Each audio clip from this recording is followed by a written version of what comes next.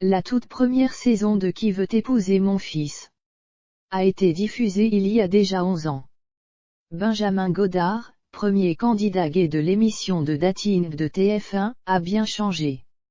Il est aujourd'hui en couple et comblé, envisage l'arrivée d'un bébé et s'est lancé dans une folle aventure, franchissant les frontières françaises.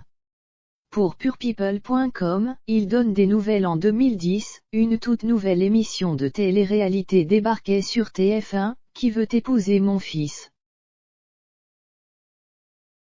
Plusieurs jeunes hommes se présentaient ainsi avec leur maman dans le but de trouver leur moitié. Parmi les participants, Giuseppe Polimno, Florent Ray ou encore Benjamin Godard, premier gay du programme de dating. À l'époque, le charmant brun était âgé de 28 ans et se présentait comme styliste. Aujourd'hui, 11 ans plus tard, Benjamin Godard a complètement changé de vie. Il s'est reconverti professionnellement, a trouvé l'amour et envisage même de devenir papa. Entretien exclusif. Que faites-vous maintenant? J'ai ouvert une boutique de bijoux en Italie. J'y vis la moitié de l'année, le reste du temps je suis en France. Il y a aussi le site de vente en ligne, www.maisonnumero12.com. C'est ma plus grosse activité. À côté, je fais un peu d'immobilier à mon compte donc avec parcimonie. Je fais aussi de la décoration d'intérieur. Et puis après Qui veut épouser mon fils? J'ai fait une pièce de théâtre.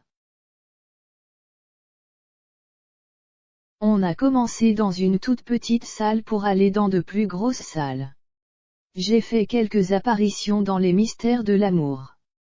On m'avait proposé un rôle récurrent mais j'étais en Italie à ce moment-là et je ne pouvais pas lâcher mon affaire. Du coup ils m'ont appelé pour quelques passages à l'époque, vous étiez styliste. C'est fini.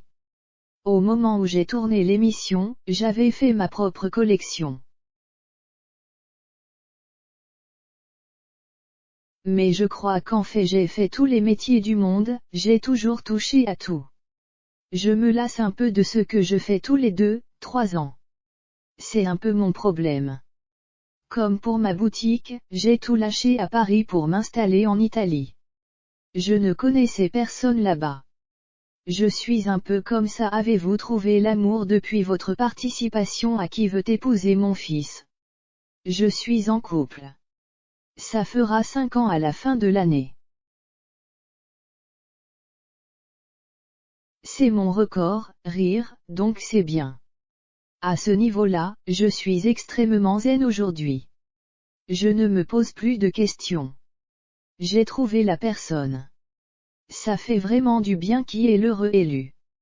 Il s'appelle Steve. Il est très carré contrairement à moi. On est deux contraires mais on se tempère. Il a 45 ans, il travaille pour une grosse société dans l'agroalimentaire. Il ne m'a pas du tout vu dans l'émission.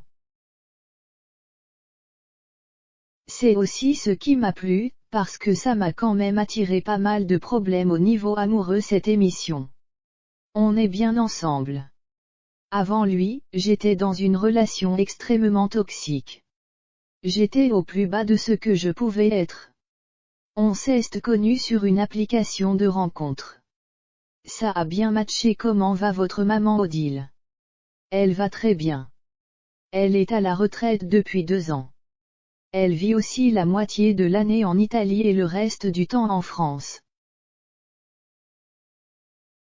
Elle profite de la vie et de ses petits-enfants, on se retrouve souvent tous ensemble. Elle avait confié avoir mal vécu les critiques lors de la diffusion de l'émission. Où en est-elle aujourd'hui?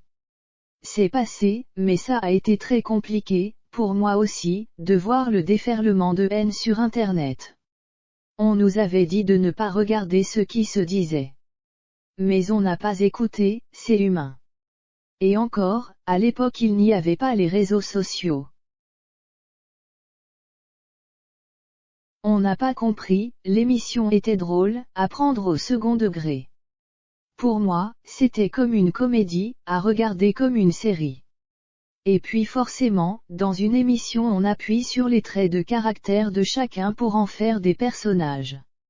Ma mère est rentrée dans ma vie intime, elle a vu des choses qu'elle n'aurait pas voulu et pas dû voir. Aujourd'hui, c'est passé, on en rigole et ça nous a encore plus rapprochés. Vous semblez proche de vos neveux et nièces sur les réseaux sociaux. Avez-vous comme désir de devenir papa? Ne pas avoir d'enfant, c'est quelque chose qui me pèse vraiment.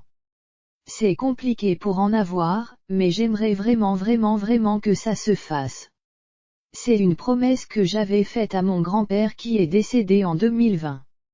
Je suis le seul garçon et c'était important pour lui que la lignée continue et que son nom perdure. J'espère qu'un jour je pourrai arriver à être papa, car c'est vraiment quelque chose qui manque à ma vie. C'est un projet, j'y pense beaucoup, on en parle aussi beaucoup avec Steve. Mais il faut beaucoup d'argent pour faire appel à une mère porteuse. Il y a sinon la solution de la garde partagée avec quelqu'un, mais ça me pose un petit problème. C'est compliqué.